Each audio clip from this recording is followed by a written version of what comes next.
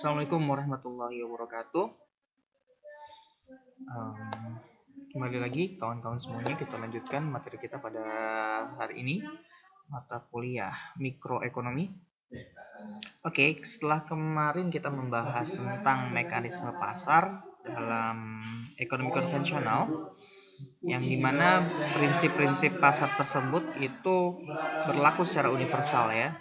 Sekarang kita mencoba melihat bagaimana Islam berbicara tentang pasar seperti itu. Oke?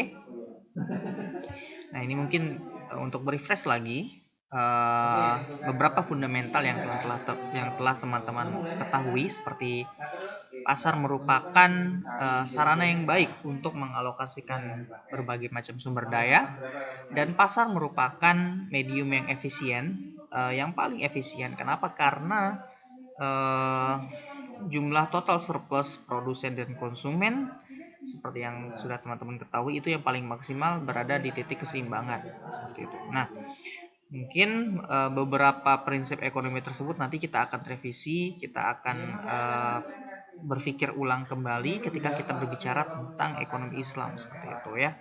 Tapi yang jelas kita mau melihat yang pertama bagaimana pandangan Islam terhadap pasar yang pertama. Oke. Ternyata Islam mendukung mekanisme pasar berjalan sesuai dengan aslinya atau secara alami seperti itu. Ya, Islam mendukung transaksi itu terjadi atas dasar suka sama suka, atau bahasa Arabnya antara dimingkum ya. Ini berdasarkan surat An-Nisa ayat 29. Bismillahirrahmanirrahim. Ya ayyuhalladzina amanu la ta'kulu amwalakum bainakum bil batil illa an takuna tijaratan antara dimingkum wala taqtulu anfusakum innallaha kana bikum rahima. Yang artinya, wahai orang-orang yang beriman, janganlah kamu saling memakan harta sesamamu dengan jalan yang batil atau tidak benar, kecuali dengan perdagangan yang berlaku atas dasar suka sama suka di antara kamu, atau atas dasar keridoan ya. Dan janganlah kamu membunuh diri kamu, sungguh Allah Maha Penyayang kepadamu. Nah, di sini kita garis bawahi kata antara dimingkum ya, yang artinya saling rela atau ridho, saling ridho, atau bahasa ekonomi adalah genuine market mechanism. Artinya pasar itu terjadi memang berdasarkan secara alamiah, yaitu interaksi antara penjual dan pembeli atau supply dan demand. Ya, kita tafsirkan seperti itu. Nah, lawan dari saling rela ini merupakan saling aniaya atau saling berbuat curang seperti itu. Nah, dalam Islam yang dilarang adalah bertransaksi atas dasar saling aniaya atau salah satu pihak menganiaya pihak yang lainnya. Jika itu terjadi, maka transaksi tersebut atau perdagangan tersebut bisa kita katakan tidak sah atau tidak valid seperti itu ya. Nah, dalam Islam, jumlah dan harga keseimbangan pasar Islami atau pasar menurut perspektif Islam itu sama seperti jumlah keseimbangan pasar konvensional, yang dimana merupakan pertemuan antara supply dan demand, penjual dan pembeli seperti itu. Dan kita pernah bahas bahwa keseimbangan tersebut merupakan hasil dari interaksi jutaan penjual dan pembeli seperti itu ya. Artinya asumsi dasarnya adalah tidak ada satu pihak penjual atau satu orang penjual dapat menentukan harga keseluruhan pasar. Artinya di situ penjual hanya bersifat sebagai price taker atau pengambil harga. Jadi dia menjual atas dasar harga keseimbangan, bukan dia yang menentukan harga seperti itu. Nah, para ahli fikih merumuskan harga keseimbangan tersebut sebagai the price of equivalent, atau bahasa Arabnya thaman al-mithl. Dengan kata lain, pasar bersifat kompetitif ya. Tadi sudah saya jelaskan bahwa harganya kompetitif. Kompetitif artinya diciptakan oleh interaksi jutaan miliaran orang yang ada di dalam pasar seperti itu. Jadi tidak ada salah satu pihak yang dapat men-setting harga atau menentukan harganya sendiri seperti itu. Nah, konsekuensi dari the price of equivalent dalam pasar konvensional adalah keseimbangan ketika seluruh produsen mencapai profit normal dalam jangka panjang atau dikenal sebagai long run competitive equilibrium. Maksudnya, karena harganya adalah harga pasar kompetitif, maka profit yang diambil atau yang didapatkan oleh produsen itu adalah profit normal, ya. Profit normal artinya profit yang lawan dari profit normal itu profit tidak normal, ya. Maksudnya ketika profit itu terlalu besar, maka itu akan mengundang produsen lain, ya, sehingga ketika produsen lain masuk, maka secara perlahan profit tersebut akan menurun sampai pada tingkat profit normal, ya. Nanti kita akan bahas struktur dari profit normal ini dalam bab analisis biaya, ya, lebih lanjut. Nah, tadi kan saya sudah menyampaikan bahwa ada ingenuine market mechanism atau fake atau manipulasi atau manipulatif. Nah, ada beberapa hal yang menyebabkan transaksi tersebut menjadi aniaya atau menggagalkan antara dimingkum itu yang tadi sudah kita baca sama-sama ayatnya. Nah, kita coba bahas beberapa hal transaksi yang bersifat aniaya tersebut. Nanti pada pertemuan berikutnya kita akan mencoba menganalisis lebih dalam seperti itu. Bagaimana dari sisi ekonomi, grafik dan sebagainya. Tapi sekarang kita mencoba berkenalan dulu dengan beberapa transaksi yang tidak adil atau curang. Ini dari sisi produsen khususnya, ya. Yang pertama adalah talaki rukban. Nah, talaki rukban ini adalah kegiatan pencegatan supply barang dengan tujuan untuk merusak harga yang kompetitif. Jadi kasusnya pada zaman Nabi adalah mencegat orang yang berasal dari desa ketika ingin mencapai pasar yang ada di kota. Jadi dicegat terlebih dahulu di pintu masuk sebelum kota sehingga dia mendapatkan harga yang lebih murah. Selanjutnya dia akan menimbun dan menjual di kota dengan harga yang lebih mahal seperti itu. Nah, ini ingenuine artinya ini manipulatif seperti itu. Ya, ini yang seperti ini dilarang dalam Islam. Oke, itu yang pertama talaki rukban. Mungkin aplikasi sekarangnya mencoba untuk mencegat barang input seperti itu. Contohnya benang, ya. Jadi benang dibeli semuanya gitu. Setelah itu sehingga tidak ada orang lain yang memiliki barang input tersebut sehingga dia bisa menjual dengan harga yang lebih mahal. Itu salah satu contoh dari talaki rukban.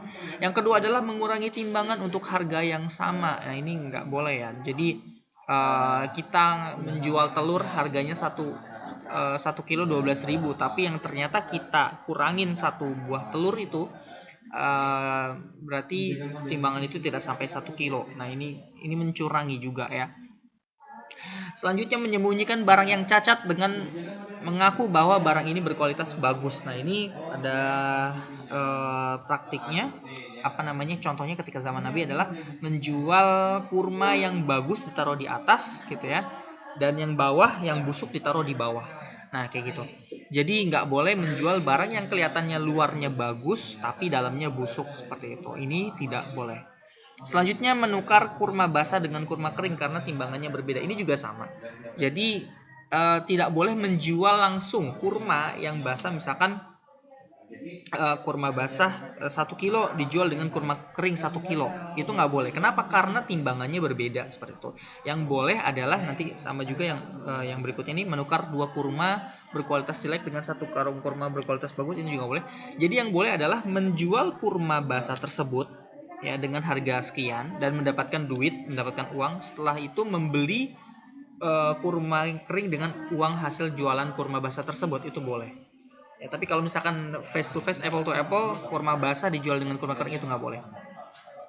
Selanjutnya menukar 2 karung kurma yang bagus berkualitas jelek dengan 1 karung kurma berkualitas bagus. Ini juga sama, nggak boleh, ya. Jadi yang boleh dijual dulu 2 karung kurma berkualitas jelek ini dan kemudian mendapatkan uang, lalu baru membeli dengan uang tersebut kurma yang berkualitas bagus seperti itu. Oke. Selanjutnya adalah transaksi Najashi, ya. Ini menyuruh atau menggunakan orang untuk pura-pura tertarik dengan barang yang kita jual, ya, agar tujuannya barang yang kita jual itu harganya naik. Nah, Ini dalam praktek lelang begitu, auction ini juga ada indikasi transaksi najasyi, yaitu pura-pura menawar barang tersebut sehingga barang lelangannya itu harganya tinggi. Nah ini nggak boleh juga ya. Jadi ini tidak boleh seperti itu. Yang berikutnya adalah ikhtikar atau menimbun barang dengan tujuan agar supply menjadi lebih sedikit dan harganya akan naik. Jadi ikhtikar ini proses menimbun, beda dengan monopoli ya. Ini mencoba menjadi seorang monopoli ya, seperti itu. Jadi dia mencoba untuk membeli semua barang yang ada di pasaran ya, dan dia timbun sehingga harapannya hanya dia yang memiliki barang tersebut gitu. Nah, dengan harapan ketika hanya dia yang memiliki barang tersebut, maka harga akan naik gitu. Itu nggak boleh. Berikutnya ghaban fahishi, besar, yaitu mengambil keuntungan dengan cara membodohi konsumen karena ketidaktahuan akan informasi harga. Jadi contoh, misalkan ada seorang foreigner atau bule gitu ya datang ke tempat wisata di Jogja, dan kita karena dia bule gitu ya, karena dia orang luar negeri, dia nggak tahu harga cilok yang kita jual gitu contohnya, maka kita menaikkan harga cilok itu dari 10.000 menjadi 30.000 atau 50.000. Padahal kalau misalkan kita jual cilok itu ke orang lain, orang Indonesia, ya dengan harga 10.000 gitu. Nah, karena kita memanfaatkan ketidaktahuan si foreigner tadi, itu nggak boleh. Itu namanya ghaban fahishi, besar. Ya, itu salah. Beberapa contoh transaksi yang bersifat aniaya, artinya mungkin bisa mencederai salah satu antara penjual atau pembeli. Nah, ini dari sisi produsen berarti kemungkinan akan mencederai atau menyakiti si konsumennya, seperti itu. Dan juga beberapa transaksi yang wajib ya, ini tidak boleh mengandung maghrib ya, riba, gharar, maisir. Nanti kita bahas lebih lanjut. Nah, kalau dari sisi konsumen atau dari sisi demand, tadi kan produsen atau supply ya. Sekarang dari sisi demand, Islam mendorong untuk mengkonsumsi secara proporsional sesuai dengan kebutuhannya. Artinya tidak berlebihan, ya, rakus, tamak, termasuk pamer kekayaan dan yang lainnya itu, atau juga kebalikannya terlalu pelit itu juga nggak boleh ya. Jadi harus proporsional, nggak boleh ekstrim terlalu berlebihan atau ekstrim terlalu pelit, itu nggak boleh. Nah, ayatnya ya bani adama khudu zinatakum inda kulli masjid wa kulu washrabu wa la tusrifu innahu la yuhibbul musrifin. Jadi ini ayatnya ya. Pakailah wahai anak cucu Adam, pakailah pakaianmu yang bagus pada setiap memasuki masjid. Makan dan minumlah tapi jangan berlebihan. Sungguhnya Allah tidak menyukai orang-orang yang berlebihan. Jadi kita disuruh mengkonsumsi, disuruh expenditure, expense kita money, kita punya uang, tapi jangan berlebihan. Itu kuncinya.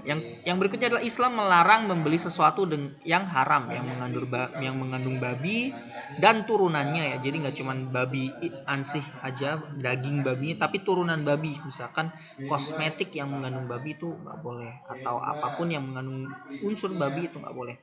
Selanjutnya yang mendukung perzinahan dan perjudian itu nggak boleh juga ya. Selanjutnya Islam melarang membeli barang dari uang yang tidak halal. Misalkan barangnya halal, misalkan kita beli bakso, halal baksonya, tapi kita membeli dari uang hasil korupsi atau uang hasil mencuri, itu nggak boleh dalam Islam ya. Jadi Islam tidak hanya mengatur transaksinya, tetapi sebelum transaksi itu terjadi itu juga diatur gitu ya. Tadi kan uang itu kan berarti kan yang kita miliki sebelum transaksi, sebelum kita gunakan untuk membeli gitu. Maka di sini Islam menjaga agar mekanisme pasar itu berjalan sesuai dengan alaminya, ya, sesuai dengan koridornya, seperti itu. Ketika sesuai dengan koridornya dan antara penjual dan pembeli itu merasa ridho, merasa suka sama suka, maka itulah transaksi yang dibolehkan, seperti itu ya. Tapi kalau misalkan transaksi itu palsu atau saling aniaya atau salah satu menganiaya yang lain, maka transaksi itu menjadi batal ya. Konsekuensinya apa transaksi batal itu? Maka contoh dari sisi produsen berarti profit yang dia dapatkan itu haram. ya. Haram artinya tidak halal, maka itu menjadi dosa, maka itu tidak tidak akan berkah seperti itu. Oke. Sekarang tadi kan Islam mendukung pasar berjalan sesuai dengan alaminya, ya. Kita masih ingat ya, ini total surplus produsen dan surplus konsumen seperti itu. Ketika harga keseimbangan, maka surplus konsumen dan surplus produsennya yang paling maksimal. Nah, tetapi ada kondisi-kondisi dalam perekonomian ketika harga itu dianggap terlalu tinggi ataupun terlalu rendah gitu ya. Nah, dalam ekonomi konvensional atau dalam teori mikroekonomi konvensional itu ada dua cara bagaimana pemerintah menetapkan harga atau mengintervensi harga. Yang pertama, ketika harga terlalu rendah, ya, maka pemerintah akan menetapkan yang namanya floor price atau ini floor price. Dia akan menetapkan harga minimal, ya, seperti itu. Tetapi kebalikannya, ketika harga dianggap harga di sini adalah harga keseimbangan, ya. Ketika harga keseimbangan dianggap terlalu tinggi, maka akan ditetapkan yang namanya harga maksimal atau ceiling price, ya.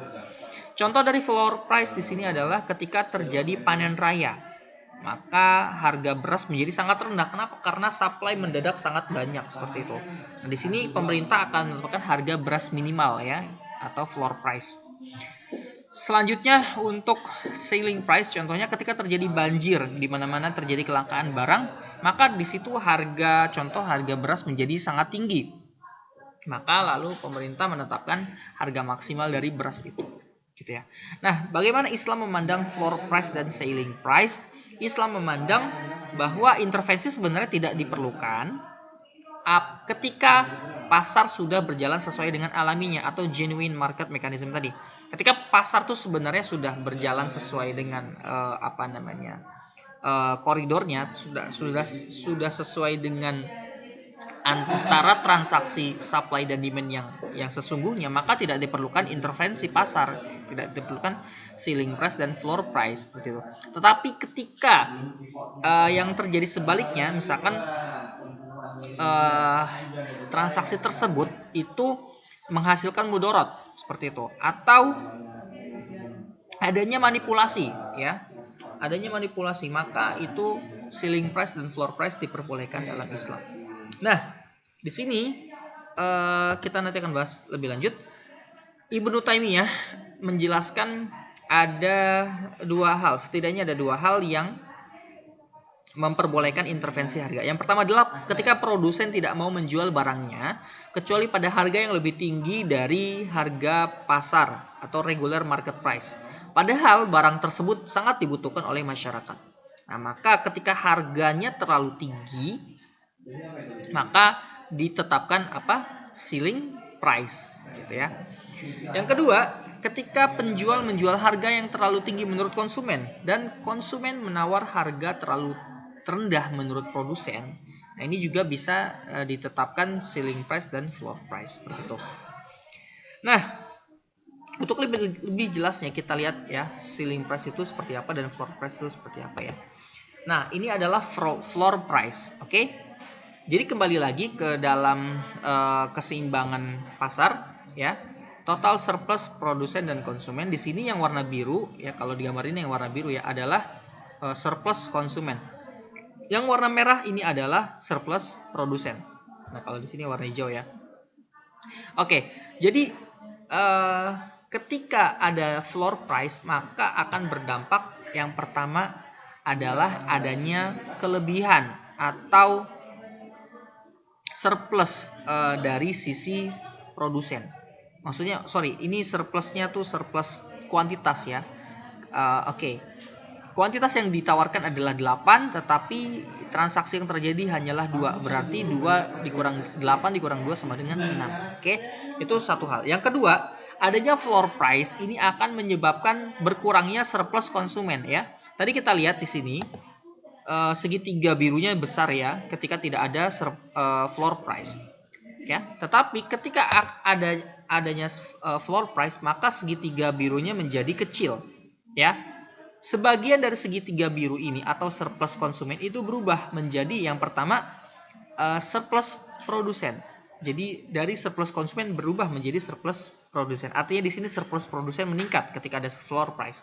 Tetapi sebagiannya itu tidak bisa dinikmati baik oleh konsumen maupun oleh produsen, maka dia menjadi dead weight loss. Ya, kita udah bahas kemarin ya. Jadi sebagian dari surplus konsumen itu berubah menjadi dead weight loss. Nah, dari sisi produsen ya, karena adanya floor price, maka kemampuan untuk menjual menjadi lebih sedikit. Yang tadinya di sini keseimbangannya 5, maka hanya keseimbangannya 2. Ya.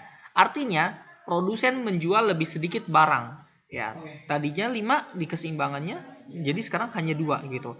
Maka hal ini menimbulkan dead weight loss juga dari sisi produsen, seperti itu. Jadi adanya floor price itu mengurangi surplus konsumen dan menambah surplus produsen. Tetapi adanya floor price juga itu menghasilkan masing-masing dead weight loss bagi konsumen dan bagi produsen, seperti itu. Oke, ini floor price ya, di mana kita menetapkan harga di atas harga keseimbangan. Karena kenapa? Karena kita melihat harga keseimbangan pasar ini terlalu rendah ya. Tadi kasusnya adalah ketika panen raya.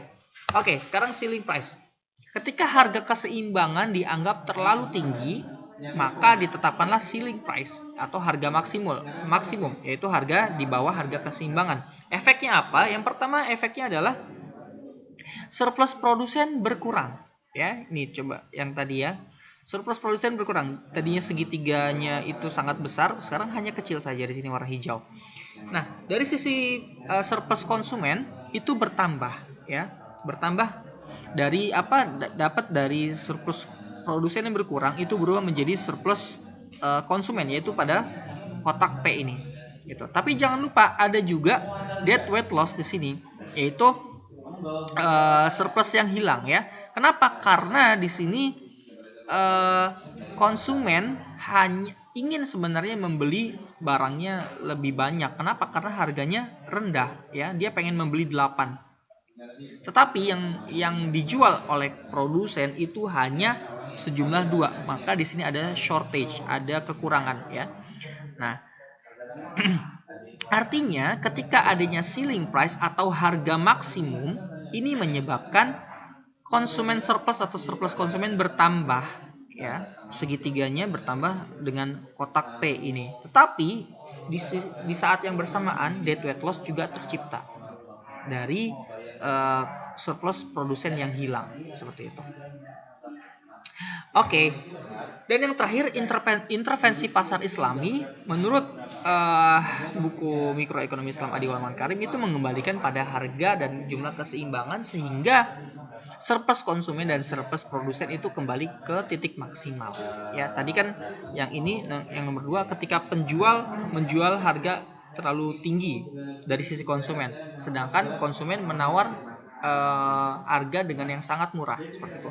Maka menurut Adi Warman Karim dalam bukunya dilakukanlah musyawarah, seperti itu. Nah, sehingga musyawarah itu akan menemukan titik keseimbangan. Ya, dapat juga diterjemahkan di sini proses tawar menawar antara penjual dan pembeli, seperti itu. Sehingga ditemukanlah harga keseimbangan atau titik keseimbangan. Nah, maka intervensi pasar di sini yaitu proses untuk bernegosiasi dari sudut pandang intervensi pasar Islami itu ternyata mengembalikan keseimbangan pada harga dan jumlah pada titik keseimbangan, sehingga surplus konsumen di sini dan surplus produsen menjadi kembali maksimal. Oke, itu dulu materi kita pada hari ini sebagai perkenalan ya, perkenalan pasar, mekanisme pasar menurut Islam, seperti itu. Oke, kalau misalkan ada pertanyaan yang masih belum paham, silahkan klik di kolom komentar. Jangan lupa like, subscribe, dan komennya. Terima kasih. Assalamualaikum warahmatullahi wabarakatuh.